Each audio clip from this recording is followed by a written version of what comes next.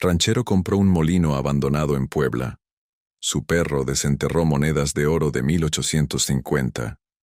Me llamo José Ramírez, y a mis 52 años, creía conocer cada palmo de esta tierra como la palma de mi mano.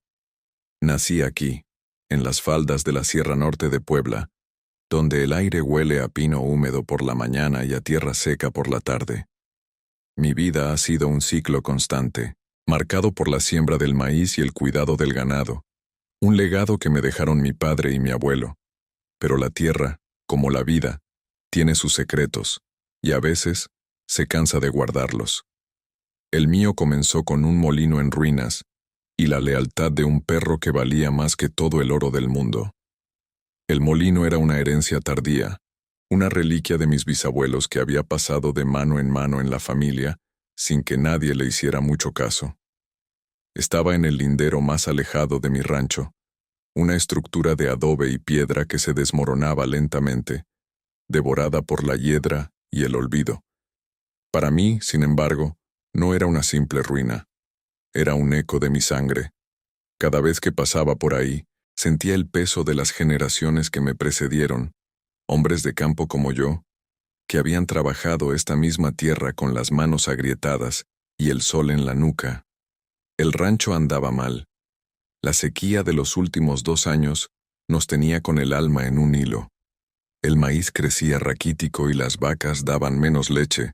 Sus costillas empezaban a marcarse bajo el cuero.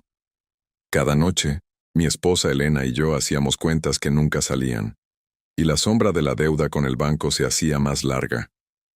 El molino, en mi desesperación, se había convertido en una especie de símbolo, una última esperanza.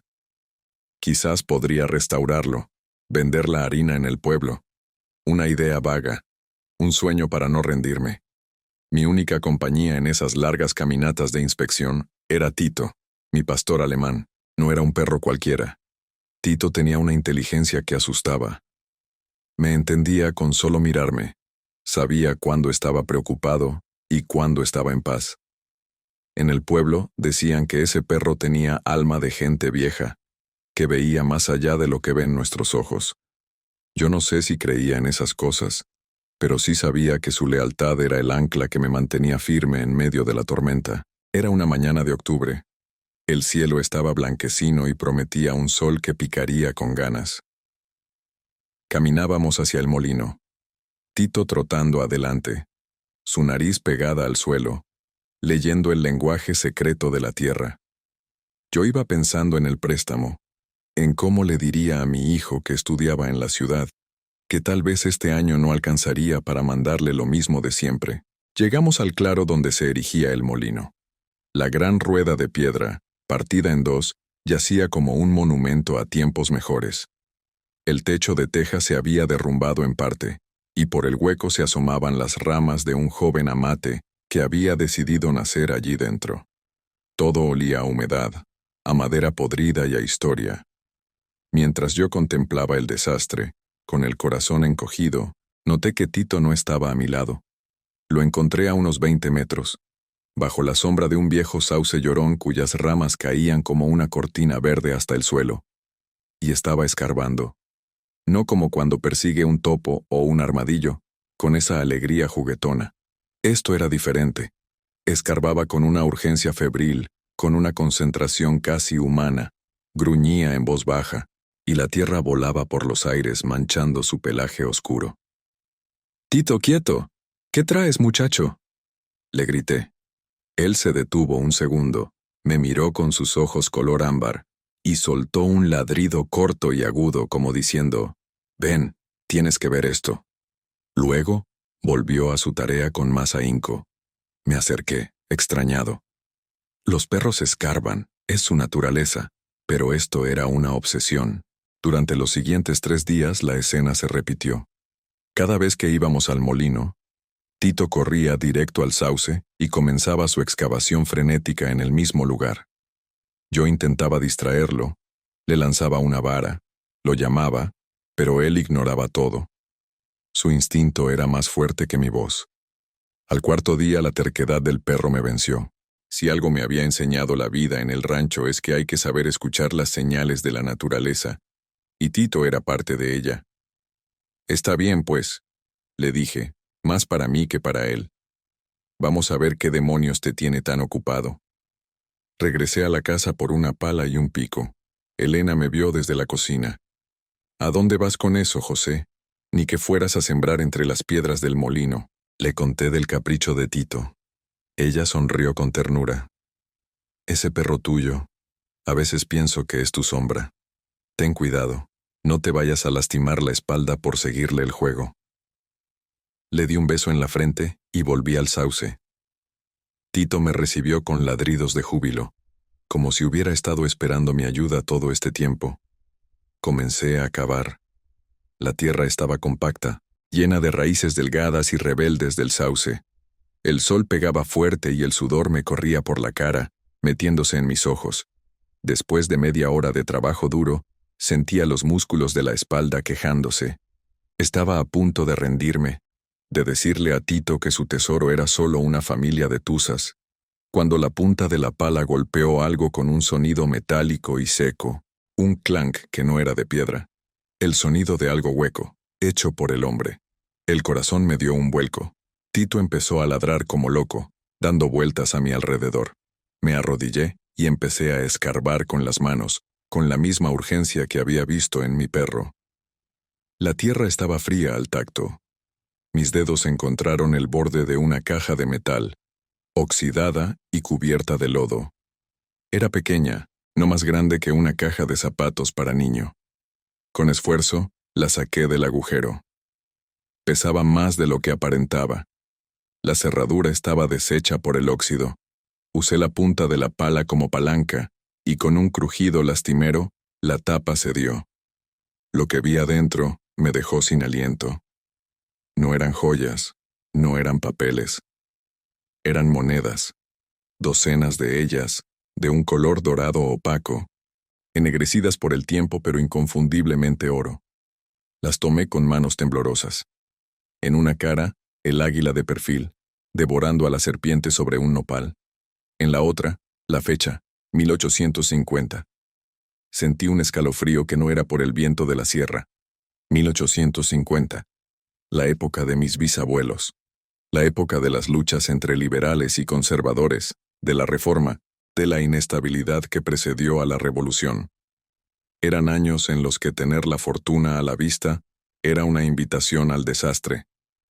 Tito apoyó su cabeza en mi rodilla y gimió suavemente, como preguntándome si todo estaba bien. Le acaricié las orejas, incapaz de articular palabra.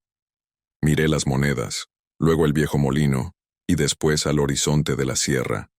De repente, sentí que esa herencia no era solo un montón de piedras viejas, era un cofre de secretos, y mi perro, mi leal Tito, acababa de encontrar la primera llave.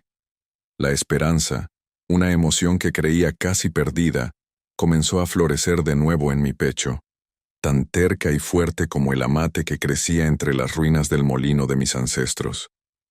Esa tarde, al volver a casa con la caja escondida bajo mi zarape, supe que mi rutina, la rutina de generaciones, estaba a punto de romperse para siempre. Llegué a la casa justo cuando el sol se escondía detrás del cerro del Tenso, pintando el cielo de naranjas y morados. Elena estaba en la cocina. El olor a café de olla y a tortillas recién hechas inundaba el aire. Era el aroma de mi hogar, de la normalidad que ahora se sentía extrañamente frágil. Dejé la caja sobre la mesa de madera con un golpe sordo que hizo que Elena se volteara, sobresaltada. «¿Qué es eso, José? Por Dios, pareces un fantasma», dijo, secándose las manos en el delantal. No respondí. Solo abrí la caja. Sus ojos se abrieron como platos, y se llevó una mano a la boca. Se acercó despacio, como si temiera que las monedas fueran a desaparecer. Tocó una con la punta del dedo. ¿Es de verdad?», susurró. «Oro, del bueno, fechadas en 1850», le dije, mi voz sonando ronca, ajena. Nos quedamos en silencio, mirando el tesoro. No era un silencio de alegría, sino de asombro y un poco de miedo. Aquello no encajaba en nuestra vida de trabajo duro y recompensas modestas. Era algo de otro tiempo, de otro mundo. Esa noche apenas dormimos. Dimos vueltas a las mismas preguntas. ¿Quién lo enterró? ¿Por qué? ¿Por qué junto al molino? Mi mente no dejaba de conectar la fecha con las historias que mi abuelo me contaba de niño. Historias de su propio abuelo, Felipe Ramírez, mi bisabuelo. Un hombre recto y cabal, según decían, que había luchado con los liberales de la sierra. Un campesino que creía en la tierra y en la justicia. Se decía que había tenido un papel importante en la organización de los pueblos de la región durante aquellos años convulsos. Al día siguiente, decidí que no podía quedarme con los brazos cruzados. Este hallazgo era más que un golpe de suerte. Era un mensaje del pasado, una hebra suelta que tenía que jalar. Mi primera parada fue la casa de doña Elodia, la mujer más anciana del pueblo de San Francisco Acatlán. A sus 90 y tantos años, su cuerpo estaba encorvado y sus manos eran un mapa de arrugas, pero su mente era un archivo viviente de la historia de la región. La encontré sentada en su mecedora, en el patio de su casa, desgranando maíz con una lentitud hipnótica. Tito se echó a sus pies como si reconociera la autoridad de la edad. Doña Elodia, buenas tardes le dé Dios. La saludé, quitándome el sombrero. José Ramírez. ¡Qué milagro! Siéntate, hijo. Pareces preocupado. ¿Son las vacas o la milpa? Dijo sin levantar la vista del maíz. Un poco de todo, como siempre. Pero vengo por otra cosa. Vengo a preguntarle por los viejos tiempos. Por mi bisabuelo Felipe. Ahí sí levantó la cabeza. Sus ojitos pequeños y brillantes como semillas de capulín me escudriñaron. Felipe Ramírez, un hombre de una sola pieza, de los que ya no se hacen. Tuvo que ser duro en tiempos duros. ¿Por qué el interés repentino en él? Le conté del molino, de cómo lo había heredado formalmente tras la muerte de mi tía abuela, la última que quedaba de esa generación. Pero omití lo de las monedas. Algo me dijo que era mejor ser prudente. Ella asintió lentamente. Ese molino tiene más historias que piedras. Era el corazón de tu familia. Felipe lo construyó con sus propias manos. Dicen que en los tiempos de la guerra, ese molino molió más que maíz, molió secretos, ayudó a la causa. Felipe era de confianza del general Juan Nepomuceno, el mero bueno de la sierra. Hizo una pausa, y su mirada se perdió en el recuerdo. Pero no todos lo querían. Siempre ha habido envidias, José. La tierra buena atrae a los buitres. Los Mendoza, por ejemplo, siempre le tuvieron el ojo echado a esas tierras del arroyo. Decían que una parte les pertenecía por una deuda vieja, una historia enredada de antes de la independencia. Felipe siempre dijo que eran mentiras, que querían aprovecharse del desorden. Los Mendoza. El nombre me cayó como una piedra en el estómago. Don Ramiro Mendoza, el ranchero más rico y poderoso de la zona, era el nieto de aquellos Mendoza. Un hombre de sonrisa fácil y mirada calculadora, que había comprado tierras a diestra y siniestra, acorralando a los pequeños propietarios como yo. Justo la semana pasada me lo había topado en el camino y me había preguntado con una amabilidad sospechosa sobre mis planes para ese vejestorio de molino. ¿Y qué pasó con mi bisabuelo?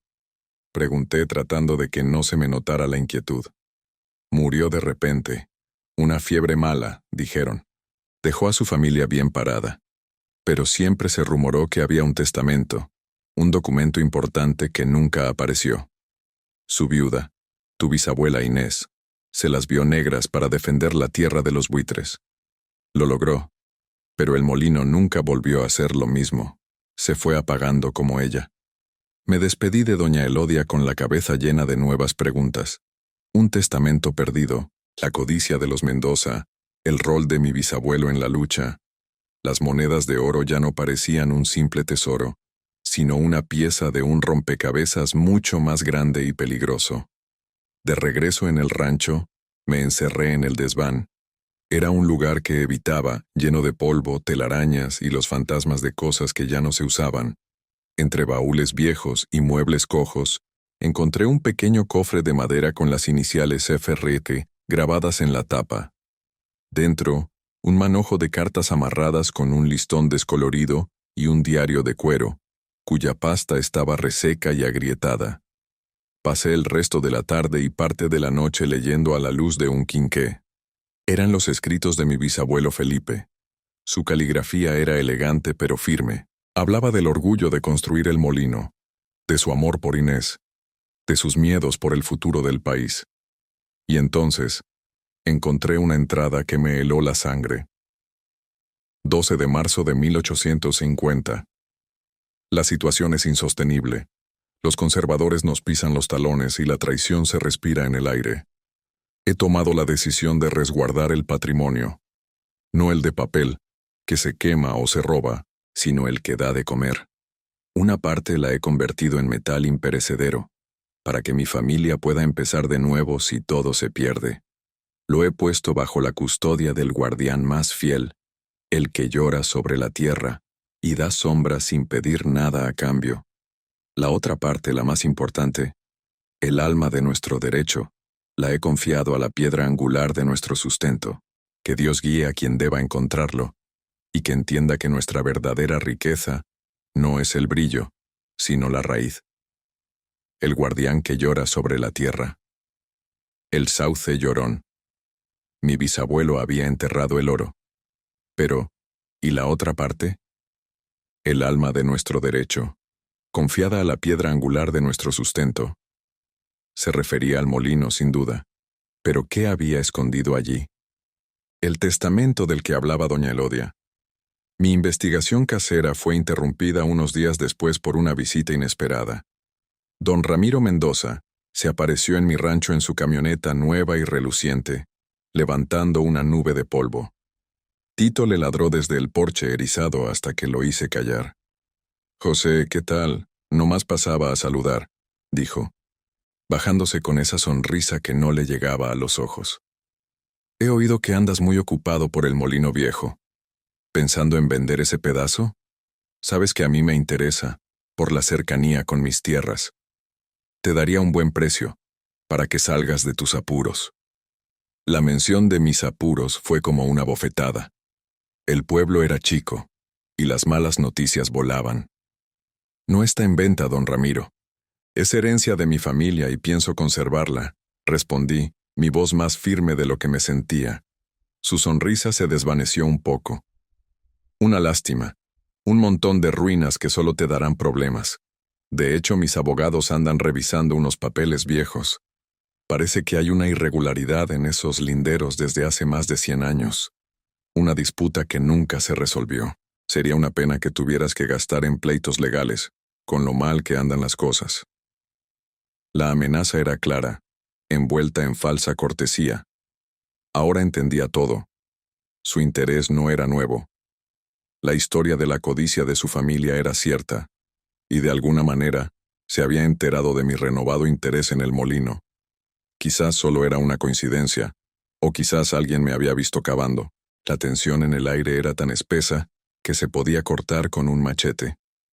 Cuando se fue, me quedé mirando el polvo que dejaba su camioneta, con el corazón martillándome en el pecho. El hallazgo de las monedas había dejado de ser una bendición para convertirse en el detonante de una guerra silenciosa que había comenzado un siglo atrás. Y yo, sin saberlo, estaba en medio del campo de batalla. Los días que siguieron a la visita de don Ramiro estuvieron cargados de una electricidad palpable. Cada sombra parecía una amenaza. Cada crujido del viento en la noche me hacía sobresaltar. Había escondido la caja de monedas en el lugar más seguro que se me ocurrió, debajo de una pila de leña seca en el cobertizo, un lugar que solo yo frecuentaba, pero el peso del secreto y la amenaza velada de Ramiro me oprimían el pecho. Elena lo notaba, me veía más callado, con la mirada perdida en el horizonte. «José, esto te está comiendo por dentro», me dijo una noche mientras cenábamos frijoles de la olla con queso fresco. «Ese dinero, si va a traernos más problemas que soluciones, quizá deberíamos olvidarlo». «No es el dinero, Elena. Ya no», le respondí moviendo la cuchara en el plato sin ganas. Es la tierra. Es el molino. Es el nombre de mi bisabuelo. Mendoza cree que soy un ranchero ignorante y necesitado al que puede pisotear. Quiere repetir la historia, quitarnos lo que es nuestro. Y no se lo voy a permitir. Decidí que necesitaba pruebas más contundentes que un diario personal. A la mañana siguiente, me puse mi mejor camisa y mi sombrero más limpio, y conduje la vieja camioneta hasta la cabecera municipal. El archivo del pueblo era un cuarto pequeño y polvoriento en la parte trasera de la presidencia, atendido por un joven con anteojos que parecía más interesado en su teléfono que en los legajos amarillentos que lo rodeaban. Le pedí los registros de propiedad de la zona de San Francisco Acatlán de la segunda mitad del siglo XIX. Me miró con fastidio, pero cumplió. Pasé horas revisando libros enormes con caligrafía casi indescifrable. El olor a papel viejo y a polvo se me metió hasta los huesos. Encontré los registros de las tierras de mi familia, las de los Ramírez. Todo parecía en orden. También encontré las de los Mendoza. Y allí, en una anotación marginal de un registro de 1885, leí algo que me heló la piel. Se hablaba de una reclamación pendiente por parte de la familia Mendoza sobre la parcela del arroyo, donde se encontraba el molino, citando una supuesta deuda del bisabuelo de Felipe. La reclamación había sido desestimada por falta de pruebas documentales, pero el simple hecho de que estuviera allí, oficializada en un libro, era la munición que Ramiro necesitaba.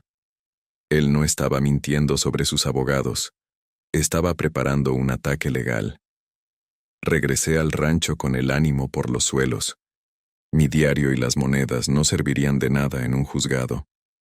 Necesitaba lo que mi bisabuelo llamó el alma de nuestro derecho. Necesitaba ese testamento perdido, o lo que fuera que había escondido en la piedra angular del molino. Durante las siguientes semanas, mi obsesión con el molino creció. Iba todos los días, con Tito siempre a mi lado. Revisé cada piedra, cada viga, cada rincón de la estructura en ruinas. Golpeaba las paredes de adobe buscando un sonido hueco. Escarbé alrededor de los cimientos. No encontré nada.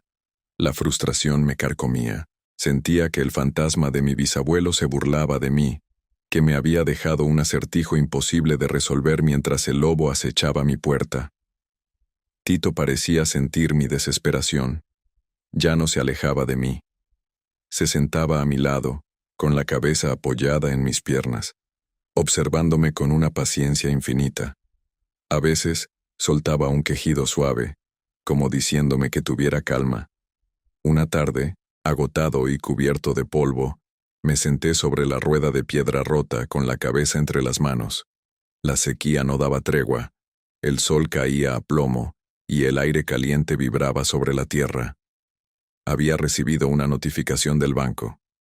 El plazo para el pago se acercaba peligrosamente. Ramiro había estado callado, demasiado callado, lo que me preocupaba aún más. Era la calma antes de la tormenta. No sé qué hacer, Tito, le dije al perro como si pudiera entenderme. Estoy en un callejón sin salida. Quizá Elena tiene razón. Quizá deba vender una parte del ganado, pagar al banco y olvidarme de todo esto. Tito se levantó. Se estiró y luego se acercó a la pared principal del molino, la que aún se mantenía más o menos en pie. Era una pared ancha, de casi 1 metro de grosor, hecha de piedra de río y adobe. Empezó a olfatear la base con una intensidad que no le había visto desde el día que encontró el oro. Pero esta vez no escarbaba. Olfateaba una sección específica, moviendo la nariz de un lado a otro, y luego levantaba la cabeza y me miraba fijamente. Soltó un ladrido. No era el ladrido juguetón ni el de alerta. Era un ladrido de insistencia, gutural y profundo. ¿Qué pasa ahora, amigo? ¿Hay otro tesoro ahí? Le pregunté con un suspiro sin muchas esperanzas. Él ladró de nuevo, y luego hizo algo que nunca le había visto hacer. Se paró en 2 patas, apoyando las delanteras en el muro, y empezó a rascar la superficie de las piedras con sus uñas, gimiendo. Era una señal tan clara, tan inequívoca, que sentí un nuevo cosquilleo de adrenalina. Me levanté y me acerqué. La sección que señalaba parecía igual a las demás. Piedras grandes, unidas con una mezcla de barro y cal que el tiempo había endurecido como el cemento. Pero al mirar más de cerca, noté algo. Una de las piedras, una laja grande y casi cuadrada a nivel del suelo, parecía tener un borde ligeramente más definido que las otras, como si no fuera una simple piedra de cimiento, sino una tapa. Corrí a casa por la barreta. Cuando volví, Tito seguía en el mismo lugar, como un centinela. Metí la punta de la barreta en la delgada fisura y empecé a hacer palanca. Al principio, no se movió. Parecía sellada. Puse todo mi peso, el sudor empapando mi camisa. Escuché un crujido, el sonido de la argamasa centenaria rindiéndose. Hice palanca con más fuerza, y la piedra cedió, moviéndose unos centímetros. El olor que salió del hueco era a encierro, a tierra seca y a algo más, a papel viejo. Con el corazón desbocado, quité la piedra por completo. Detrás, había una pequeña cavidad, un nicho excavado en el corazón del muro. Y dentro, envuelto en varias capas de cuero engrasado para protegerlo de la humedad, había un cofre. No era de metal, sino de madera oscura, reforzado con tiras de hierro. No era grande, pero se sentía sólido, importante. Lo saqué con un cuidado casi religioso. Tito saltaba y ladraba a mi alrededor, su misión cumplida. Lo abracé con fuerza, enterrando mi cara en su pelaje. Lo hiciste, muchacho. Lo hiciste otra vez. Llevé el cofre a casa. La tarde caía, y una tormenta se estaba formando en la sierra. El cielo se oscureció, y el viento empezó a soplar, levantando remolinos de polvo. Parecía que la propia naturaleza estaba conteniendo el aliento. Elena y yo nos sentamos a la mesa de la cocina. Puse el cofre en el centro. Las cerraduras estaban oxidadas, pero no parecían imposibles de abrir. Con un destornillador viejo y un poco de fuerza, logré levantar los pestillos. La tapa se abrió con un gemido largo y quejumbroso. El contenido estaba increíblemente bien conservado gracias al cuero. No había oro. Había papeles, documentos amarrados con cintas de tela. Saqué el primer fajo. Estaba escrito en un español antiguo, con una caligrafía llena de florituras. Mis ojos se abrieron de par en par. Era una merced real, un título de propiedad otorgado por la corona española a un antepasado de los Ramírez en 1780, reconociéndole la posesión de 200 hectáreas de tierra buena, desde el arroyo del Sauce hasta la loma del Fraile. Incluía mis tierras, las de Ramiro, y más. Mis antepasados no eran simples campesinos, habían sido los dueños originales de todo el valle. Debajo, había otro documento. Era el testamento de Felipe Ramírez, fechado en 1851. Era claro y conciso. Dejaba el rancho y el molino a su esposa Inés, y a su muerte, a sus hijos en partes iguales, estableciendo unos linderos que no dejaban lugar a dudas. Y adjunto a él, una carta, escrita con la misma letra firme de su diario. Mi voz temblaba mientras leía en voz alta para Elena, mientras afuera los primeros truenos retumbaban en las montañas. A quien corresponda de mi sangre y mi estirpe, comenzaba. Si lees esto, es porque los tiempos de zozobra han vuelto, o porque la codicia de nuestros vecinos ha despertado de su letargo. El oro que yace bajo el sauce es para el cuerpo, para sobrevivir al hambre y a la necesidad. Pero este cofre, guardado en el corazón de piedra de nuestro sustento, es para el alma de nuestra familia. Es la prueba de nuestro derecho, la raíz de nuestra historia en esta tierra. Los Mendoza, cuya ambición es tan vieja como estas colinas, intentaron despojarnos de lo nuestro con mentiras cuando la patria se desangraba. Fracasaron entonces y fracasarán siempre mientras tengamos la verdad de nuestro lado. Esta tierra fue ganada con sudor, no con engaños. Defiéndela. Honra la memoria de los que vinieron antes que tú. Que nunca se te olvide que un hombre sin tierra es una hoja al viento, pero un hombre con raíces es un árbol que ni la peor tormenta puede derribar. Cuando terminé de leer, Elena estaba llorando en silencio. Yo sentía un nudo en la garganta que me impedía hablar. Ya no era José Ramírez, el ranchero endeudado. Era el custodio de un legado, el guardián de la memoria de mi familia. El miedo se había ido, reemplazado por una certeza de acero. Sabía exactamente lo que tenía que hacer.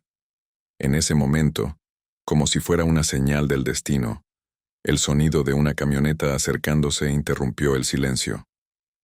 Las luces barrieron la ventana de la cocina. Era don Ramiro. La tormenta estaba a punto de estallar, tanto afuera como adentro de mi casa. La lluvia comenzó a caer justo cuando los nudillos de Ramiro golpearon la puerta. Eran golpes secos, autoritarios. Tito gruñó desde su lugar junto a la estufa, un sonido bajo y amenazante que vibraba en el suelo de madera. «Cálmate, muchacho», le ordené en voz baja, poniendo una mano sobre su lomo para tranquilizarlo, aunque mi propio corazón latía con la fuerza de un tambor de guerra. Elena me miró, sus ojos llenos de angustia. «José, no le abras. No ahora». «Tengo que hacerlo, Elena. Es mejor enfrentar a la víbora que dejarla deslizarse en la oscuridad», le respondí, mi voz más serena de lo que me sentía. Coloqué los documentos sobre la mesa, bien a la vista, y caminé hacia la puerta. Abrí. Ramiro Mendoza no estaba solo. Detrás de él, dos de sus vaqueros más corpulentos esperaban bajo la lluvia incipiente, sus rostros impasibles como máscaras de piedra. Ramiro sonreía, pero era una sonrisa depredadora, la del coyote que ha acorralado a su presa. «Ramírez, buenas noches. Perdona la hora y el mal tiempo», dijo, su voz empapada de una falsa cordialidad. «Pero tengo asuntos urgentes que tratar contigo. Mis abogados encontraron lo que buscaban. Tengo aquí una orden judicial preliminar para realizar un deslinde en tu propiedad. Parece que el molino y una buena parte de tu terreno junto al arroyo siempre han sido de mi familia».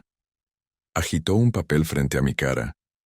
Pude ver sellos y firmas, todo con una apariencia muy oficial. Era un golpe bajo, diseñado para intimidarme, para hacerme sentir pequeño e indefenso. Pero esta noche, yo no era el mismo hombre de hacía unas semanas. «Pase, don Ramiro, no se moje», le dije, abriendo más la puerta. «Usted y yo tenemos mucho de qué hablar. Sus hombres pueden esperar afuera». Dudó un instante, sorprendido por mi calma. Luego, con una encogida de hombros, entró en mi casa, sacudiéndose el agua del sombrero. Sus ojos recorrieron la humilde cocina y se posaron inmediatamente en el cofre y los papeles antiguos sobre la mesa. Su sonrisa vaciló. «Veo que también has estado ocupado con papeles viejos», comentó, tratando de sonar casual. «Así es», respondí, cerrando la puerta a su espalda. Afuera, la lluvia se convirtió en un aguacero torrencial, aislando nuestra pequeña casa del resto del mundo. He estado reconectando con mis raíces. ¿Gusta un café? No he venido a socializar, Ramírez. He venido a informarte de que voy a reclamar lo que es mío. Puedes luchar en los tribunales, gastar lo que no tienes y al final perderás. O puedes ser razonable. Te compro el resto de tu rancho a un precio justo y te olvidas de todo. Es la mejor oferta que vas a recibir». Me senté a la mesa y le hice un gesto para que se sentara frente a mí. Lo hizo, con la arrogancia de quien se sabe ganador. Tito se levantó y se acostó a mis pies, sin quitarle los ojos de encima, un guardián silencioso. «Sabe, don Ramiro, mi bisabuelo Felipe escribió sobre su bisabuelo de usted». Comencé, mi voz tranquila, casi conversacional. Escribió sobre su ambición, sobre cómo intentó robarle esta misma tierra aprovechando el caos de la guerra. La cara de Ramiro se endureció. «Son cuentos de viejas. Lo que importa son los documentos legales y yo los tengo». «Yo también», dije, y deslicé suavemente la Merced Real de 1780 sobre la mesa, girándola para que pudiera leerla. «Este documento, otorgado por el virrey de la Nueva España, le da a mi familia la propiedad de todo este valle, incluyendo la tierra donde ahora pasta su ganado, don Ramiro». Él tomó el papel con manos temblorosas. Lo leyó, sus ojos moviéndose rápidamente de un lado a otro. Palideció. Lo dejó caer sobre la mesa como si le quemara. Esto no puede ser, es falso, balbuceó. Falso, como la reclamación que su familia interpuso en 1885 y que fue desestimada por falta de pruebas, repliqué, empujando ahora el testamento de mi bisabuelo hacia él. Aquí están las pruebas. El testamento de Felipe Ramírez, donde se detallan los linderos exactos, y una carta donde advierte a su descendencia sobre la codicia de los Mendoza. Levanté la carta y leí en voz alta el pasaje final. Que nunca se te olvide que un hombre sin tierra es una hoja al viento, pero un hombre con raíces es un árbol que ni la peor tormenta puede derribar. El silencio en la cocina era total, roto solo por el rugido de la tormenta afuera. El rostro de Ramiro era una mezcla de incredulidad, furia y, finalmente, derrota. Había construido su imperio sobre una base de mentiras, una historia de agravios que su familia había inventado para justificar su avaricia, y yo acababa de demolerla con la verdad. Mi bisabuelo escondió estos papeles en la pared del molino, continué, mi voz cobrando fuerza. Y enterró un tesoro, monedas de oro, para que su familia sobreviviera. ¿Sabe por qué? Porque sabía que vendrían tiempos difíciles. Sabía que hombres como su bisabuelo y como usted siempre intentarían aprovecharse de los que trabajan la tierra con honestidad. Ramiro se levantó de golpe, tirando la silla hacia atrás. «Esto no se va a quedar así, Ramírez», gritó, su rostro congestionado de rabia. «Oh, yo creo que sí», le dije, levantándome también para enfrentarlo, «porque mañana a primera hora, estos documentos estarán en manos de un notario y de un juez. Y no solo voy a defender mi tierra, don Ramiro. Voy a registrar este título de propiedad original. Y entonces, seremos usted y yo quienes hablemos de linderos. Pero esta vez, será con la ley y la historia de mi lado». Se quedó mirándome, sin palabras. La amenaza implícita era devastadora para él. Si la merced real era validada, su propio rancho podría verse mermado.